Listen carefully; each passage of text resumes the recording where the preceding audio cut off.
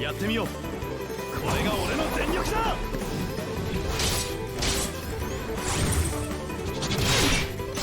本気はこれからだ。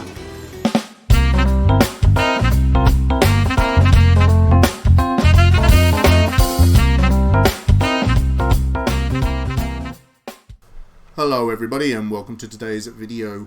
It has been a busy couple of weeks for the JRPG genre. We are talking about titles like Atelier Riser 2, Persona 5 Strikers, Ys 9, Marchand Forest, Neo and Neo 2, and probably some other games that I've actually managed to forget already.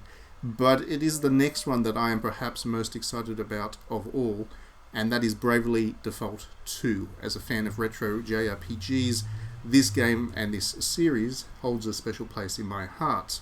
I had actually given up hope of seeing it return after Square Enix dropped the first two on the 3DS and then left it at that with no inclination that they were looking to do HD remasters for other consoles or anything of the sort. But the appeal of the retro JRPG cannot be resisted apparently, and so Square is back with another one.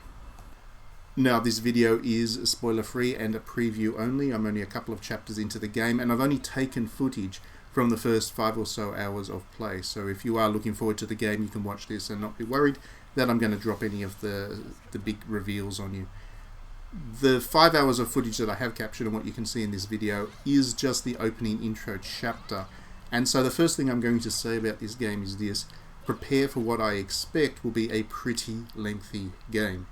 The little animation with the Bravely Default 2 splash screen, the thing that happens in many JRPGs to tell you that the adventure has started in full, only happens after about 2 dungeons and 5 hours play. And at that point, I still had one of my characters on the default freelancer job, so I was still very much in the early stages of the game at this point, and so I am expecting that the overall adventure is going to be quite lengthy in scope. What is great is that, right now at least, it doesn't feel like it's padded at any point. I haven't needed to grind at any stage at the moment. As long as I've been fighting all the enemies that I've come across along the way, I've been able to stay on top of battles, including the boss battles. Occasionally things do get tight, and of course you do want that in a JRPG to keep things interesting. If it's always too easy, then it gets quite dull. And I certainly had to plan out the attacks and my strategy with the boss battles. But as far as running around in circles, fighting everything because I'm under-leveled and I can't make progress until I do some grinding, that bit hasn't happened yet. I am going to assume that it is going to come because that was a big part of the previous Bravely Default games, but I'm just not there yet, which is good to see. What I really love about the Bravely Default series though, and I'm so happy to report that not a thing has changed here in comparison to the first two, is that it very much plays like Square Enix wanted to create a new Super Nintendo Final Fantasy game. From the flow of the turn-based battles, to the design of the enemies, right through to the job system and the focus on crystals in the narrative, Bravely Default 2 is going to come across as aggressively retro in style and theme to many players, I think. But that's also what's nice about it. You beat a boss, get their job class, and then assign it to a character. As they level up the job class, they get new abilities, and you can swap between job classes at will, with each character allowed to equip up to 2 different sets of job abilities at a time. This is a simple, elegant, and uncomplicated system, and proves that you really don't need complex skill trees and whatever other systems that developers come up with these days to make for compelling character customization. Also, it helps that each character has a different costume for each job, so playing dress-up is a real thing in this game, and I personally tended to select the characters for the jobs based entirely on how they looked. So in other words, the girls got the cute costumes. Bravely Default 2 is by no means a fan-servicey game, but there is certainly a sense of reward in getting a new job class because you will play dress-ups and you'll check what the costume looks like on each of the different characters, and it's a nice way of rewarding progress and making the acquisition of a new job something to look forward to, not just for the mechanical benefits that it provides, but also the aesthetics and what it does for the characters. One thing I did notice is that it doesn't take very long at all to get to the deeper end of the job levels. So there are 2 experience point systems in the game. The first is standard experience points, and then there is also experience points for the job, which are called JP. And they're separate things, so you got XP and JP. Now the JP points come pretty thick and fast, And by the end of that chapter 0, which remember was just the opening splash screen saying that the adventure actually really starts from this point, at the end of that chapter, I was well on my way to maximum job level for each of the characters that I had at that point in time. So one character was at experience level 8, which is fairly low of course, but they had the same job level, and there were only 4 more job levels to go before they'd actually maxed out their job level, and effectively that would have forced me to change and give that character a new character class. Now I get the feeling that the developers have sped the job experience system right up because they want players to experiment with it. If job levels came too slowly, the incentive might not be there to change the jobs, because then you would need to grind up JP before the character's new job has enough skills to have been worthwhile. And that is certainly the case with some games that use a job system. You can feel like you get stuck in using the one job because otherwise you're just looking at an awful lot of playtime to get their skills back up again. This streamlined approach that Square Enix has gone with Bravely Default 2 allows you to really play around with the very vibrant range of jobs that are available and have fun with it. It's a system that I really quite like, and I'm wondering if it implies that later on down the track with this game, success with the boss battles and the harder enemies will depend really on having the right mix of jobs going in. And so you'll be encouraged to have a half dozen or more available for each character and fully leveled up, and then play mix and match to find a strategy that can deal with a specific type of enemy. That is, I guess, the ideal of what a job system should be doing. But again, like I said, in a lot of cases, with a lot of games that use a job system, because you feel like you get stuck into the one job for a character, it can be difficult to play in the way that I think the Bravely Default 2 wants you to play.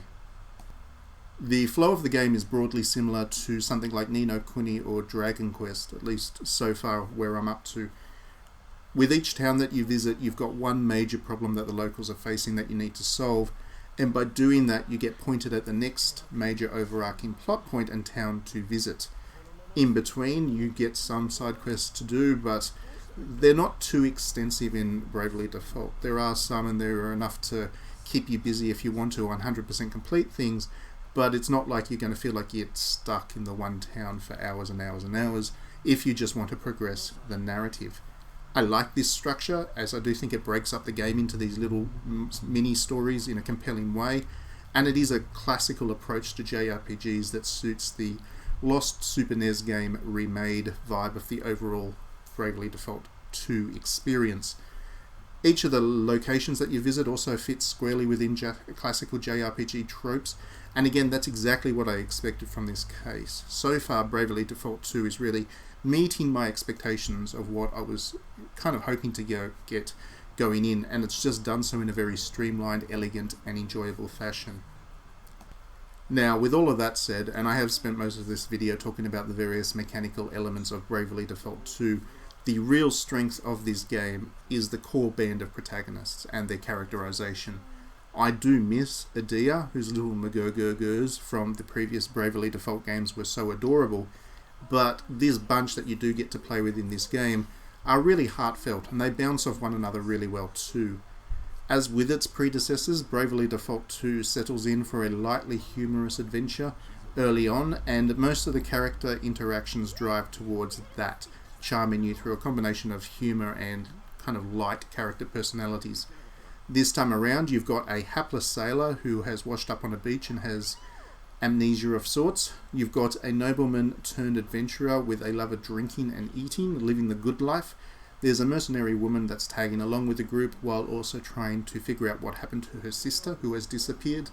And finally, you've got a princess who is the protector of the world's crystals and really the catalyst for the overall adventure.